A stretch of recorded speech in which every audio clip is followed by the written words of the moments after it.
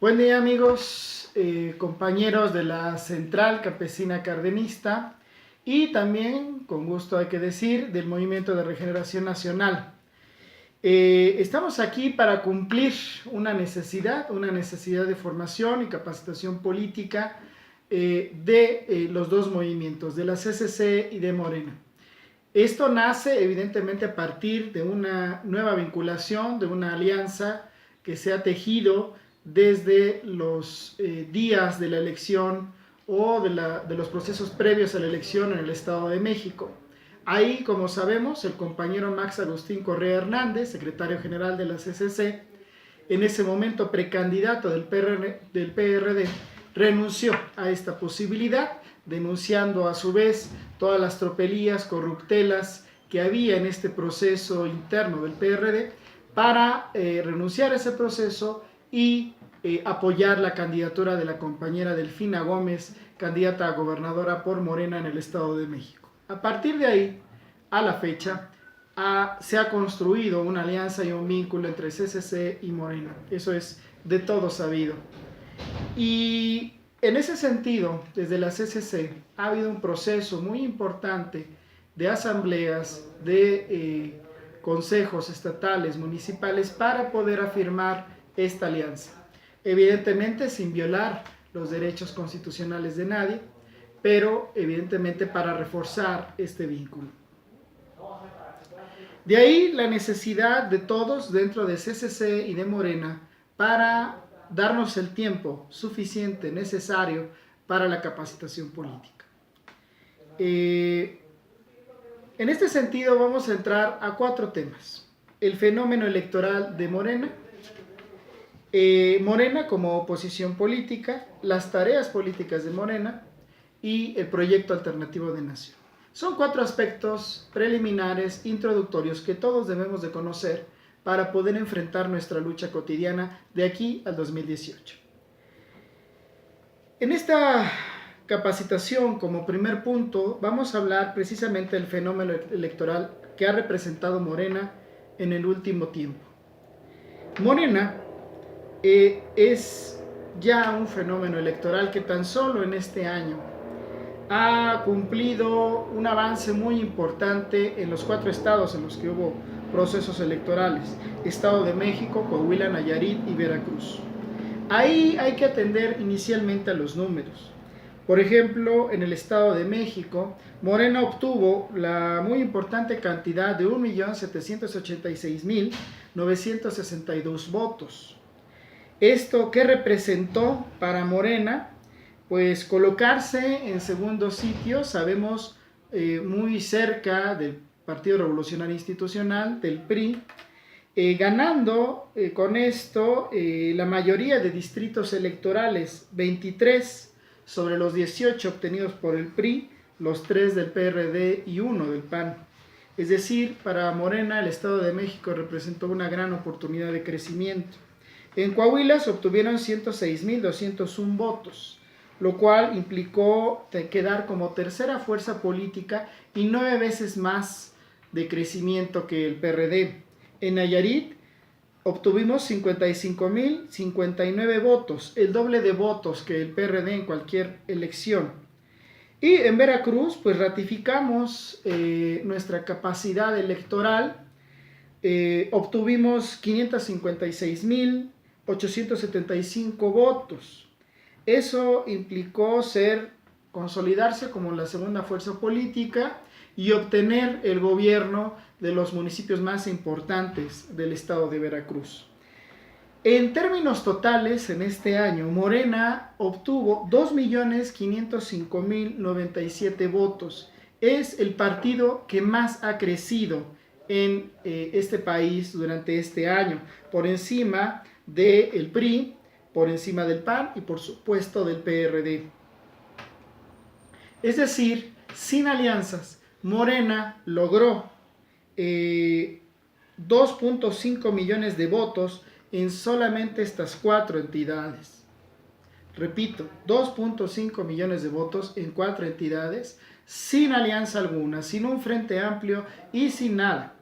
Habría que decir que no menospreciamos sin duda el gran aporte que representó la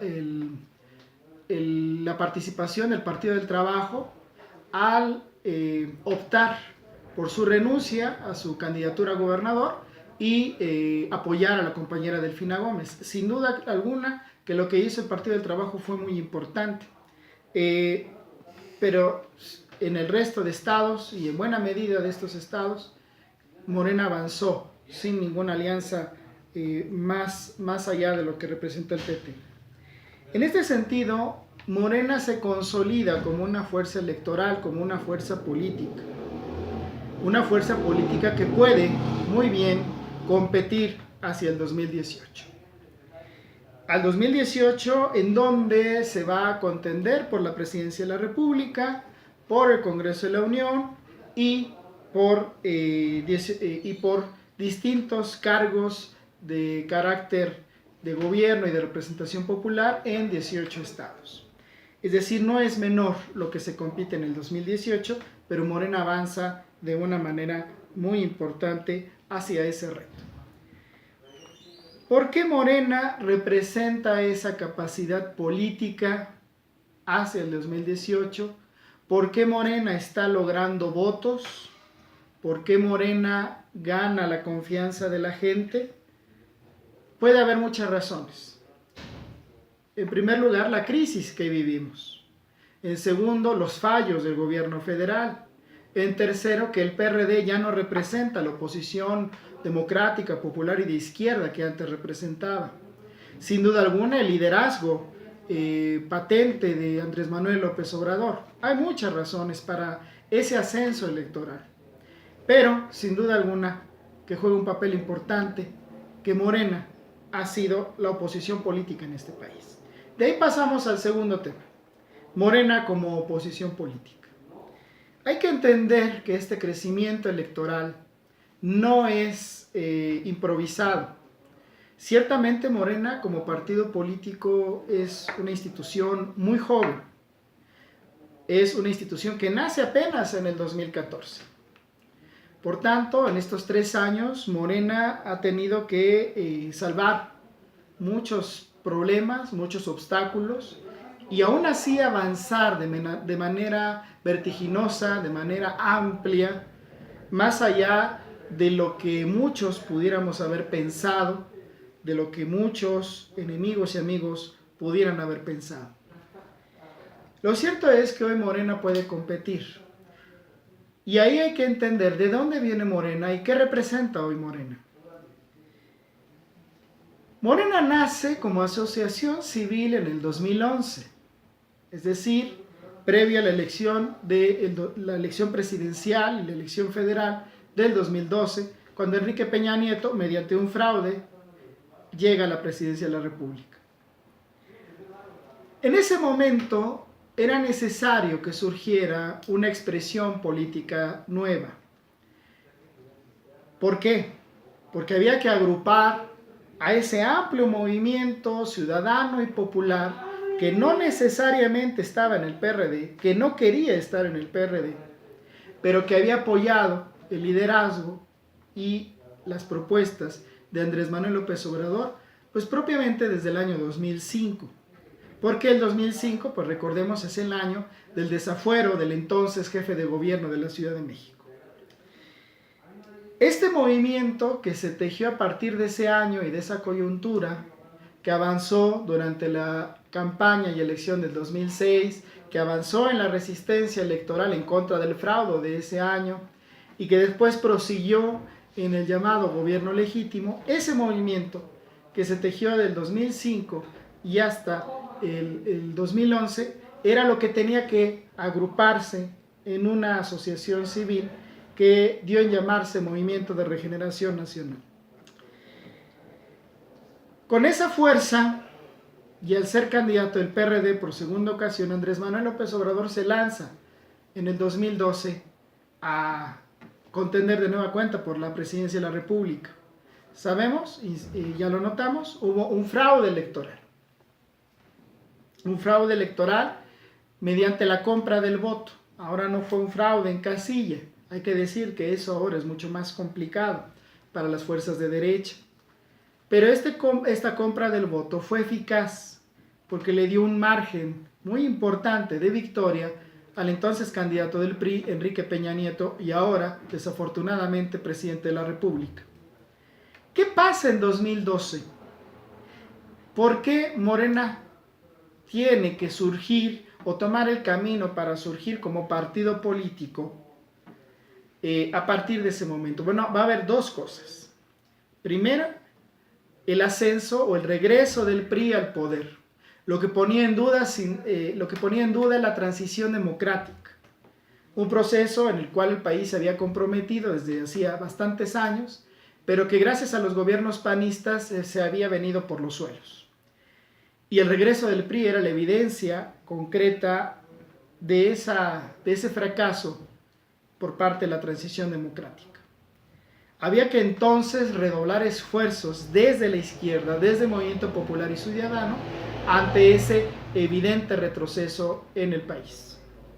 Pero hay un segundo elemento, y es la derechización del PRD, es decir, en el momento en que la dirigencia del PRD, en ese momento encabezada por Jesús Zambrano, toma la opción de firmar el Pacto por México.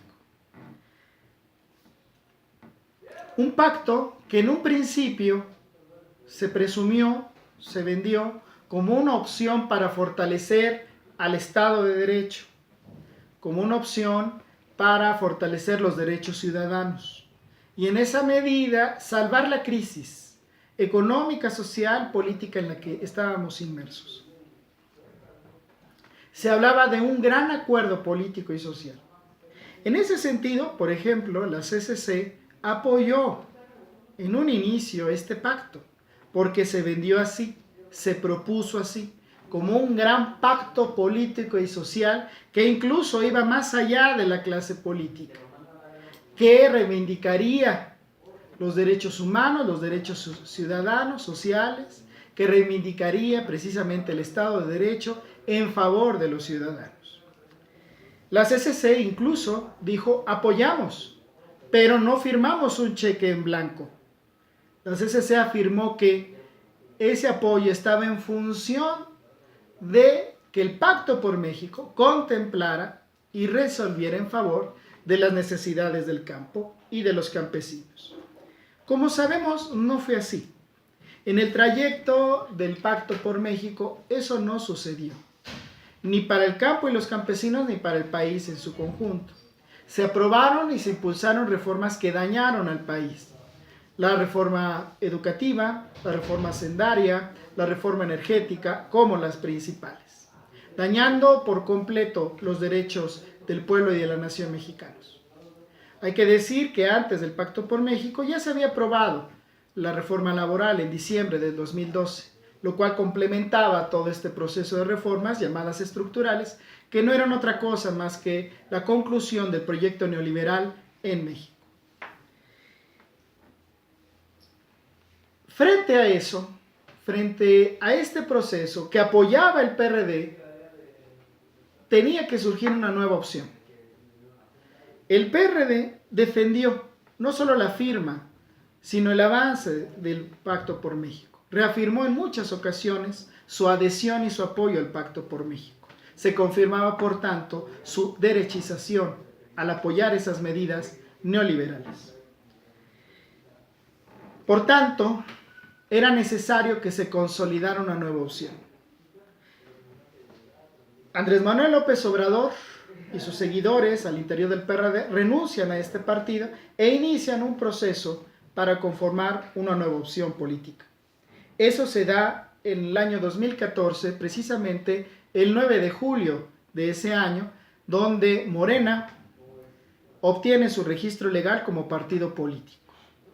Durante 2 años entonces, entre 2012 y 2014, pues se vivió un proceso muy importante de constitución de este partido a partir de asambleas distritales y estatales hasta llegar al punto del registro.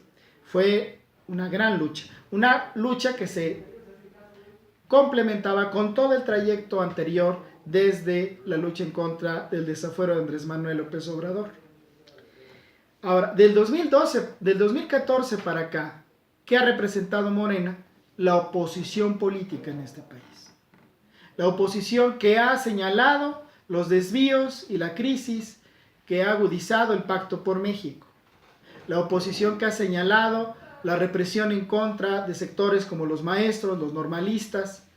La oposición que ha señalado la necesidad de mayor democracia y la necesidad de un ajuste a las reformas, a la situación económica y social para una mejor distribución y una mayor equidad. Esa oposición es la que ha existido, no ha existido otra. El PRD renunció a ser oposición. No se diga evidentemente el PAN, que desde hacía bastante había ya dejado de ser una oposición. Ese papel opositor, consolidado ya hacia el 2015, 2016, 2017, que ha obtenido como resultado el voto ciudadano. Esos números que acabamos de leer en un principio no son casualidad, son el pago o el reconocimiento de la ciudadanía a una fuerza política que se plantó en la oposición y que ha sido consecuente con ello. Sin duda alguna que ha habido errores, que puede haber críticas, señalamientos, pero en esencia y en lo fundamental hemos sido la oposición y ahí está la muestra en las urnas. Pasamos ahora a un tercer tema. Las tareas políticas de Morena. Siguiendo los documentos básicos de nuestro partido, Morena es la revolución de las conciencias. ¿Qué implica esto? Pues transformar desde nuestra mente, desde nuestro proceder como ciudadanos, cambiar la circunstancia y las condiciones de este país. La transformación de México no depende de un gobierno, depende de la acción ciudadana y popular, de una acción consciente, organizada y determinante. No podemos esperar que un gobierno transforme, que un presidente transforme mágicamente las cosas. Eso no va a suceder. El gobierno puede tener toda la voluntad, todas las acciones necesarias, pero depende esencialmente del pueblo, de los ciudadanos. Por eso Morena afirma este carácter como revolución de las conciencias. Nuestra tarea antes que nada es impulsar esa participación ciudadana, esa acción popular. ¿Para qué necesitamos hoy ser, o cómo se patentiza hoy día en Morena el ser revolución de conciencias? Precisamente promoviendo la afiliación y muy particularmente constituyendo y dando vida a los comités seccionales. Comités seccionales que en todo el país deben no solamente ser promotores y vigilantes electorales, eso lo damos por sentado. No, los comités seccionales también tienen que ser promotores de la participación ciudadana y de la acción popular consciente, transformadora. Estos comités seccionales no son empleados del partido, no son empleados de Andrés Manuel.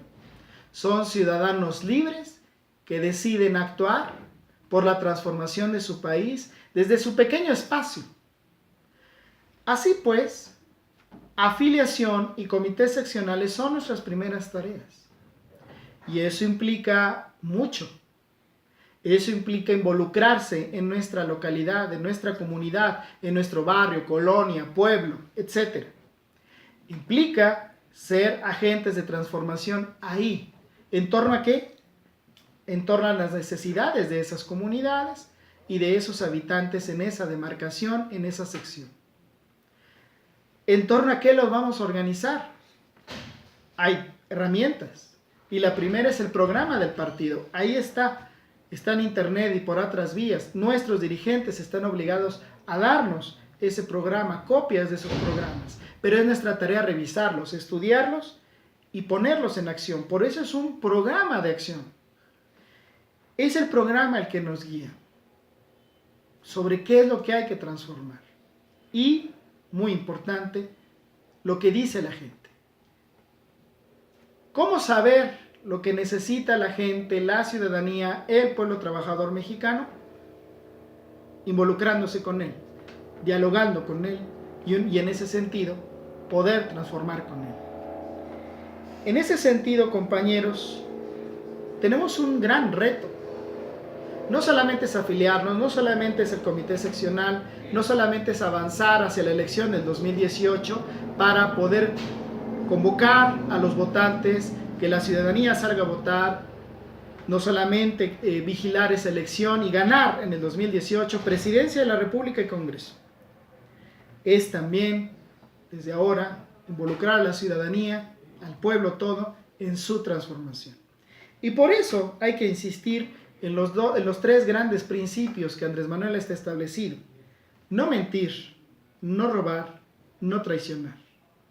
Y eso es mucho. Si lo logramos, estaremos avanzando precisamente en ser una revolución de las conciencias. Pasemos ahora al cuarto tema. El proyecto alternativo de nación. Quiero para esto hablar de un estudio reciente que nos ha otorgado el Centro de Análisis Multidisciplinario de la Facultad de Economía de la UNAM en torno a la explotación laboral en este país. Estos especialistas nos han estudiado cuánto necesita trabajar un obrero, un operario, un trabajador en general, un asalariado, para lograr la canasta básica. ¿Cuántas horas necesita trabajar en un día para obtener esa canasta básica? Y hacen un comparativo. El comparativo es entre las condiciones del año 1987 y las condiciones del año 2015. ¿Cuánto tenía que trabajar alguien, un asalariado cualquiera en el 1987 y cuánto tiene que trabajar hoy en el 2015? Y los resultados son brutales, espantosos.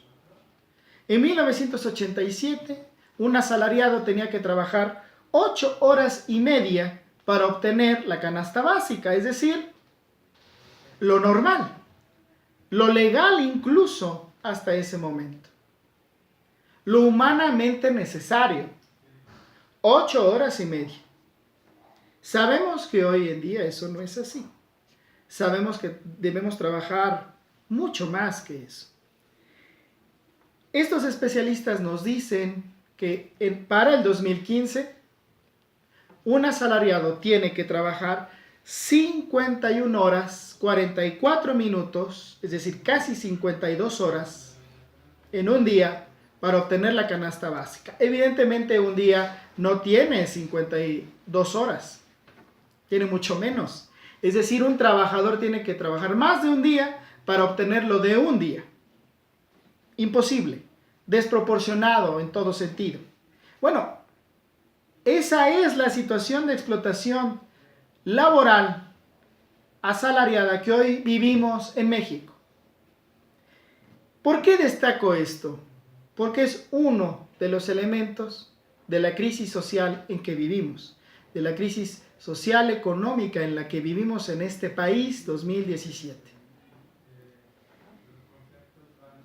¿Es posible cambiar esto? Sin duda alguna. Hay dos vías. La primera vía es organizarse en todos los espacios donde sea necesario organizarse, ya sea en el centro de trabajo, ya sea en el centro escolar, ya sea en el barrio, en el ejido, en el pueblo, en la comunidad.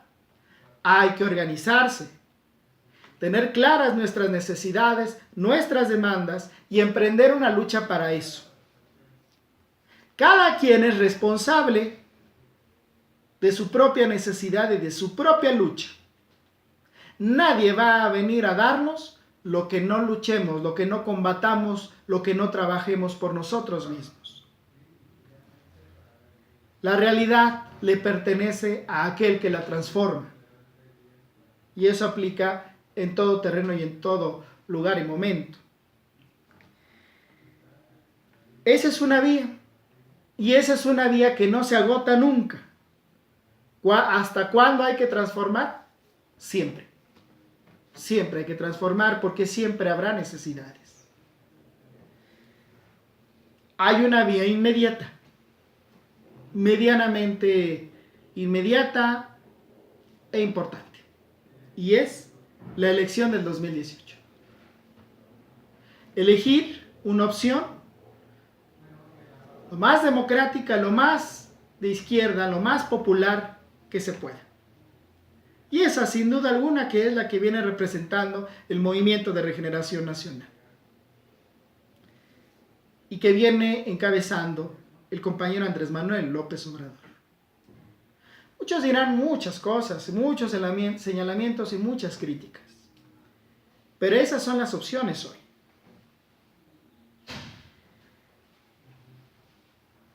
¿Por qué es importante elegir un nuevo gobierno? Sumamente distinto a lo que hemos vivido en los últimos 30 años, cuando menos. Porque necesitamos un proyecto alternativo de nación. Necesitamos transformar de base la situación de este país. Necesitamos transformar de origen las cosas en este país. Necesitamos un desarrollo económico incluyente, que todas las capacidades y fuerzas productivas estén en función de las necesidades de la gente, no del capital. Necesitamos un desarrollo social integral, que no solamente se aboque a paliar la situación de pobreza, sino que la resuelva, que la minore, que la gente salga de la pobreza cuando es la mitad de la población en este país los que estamos en esa situación.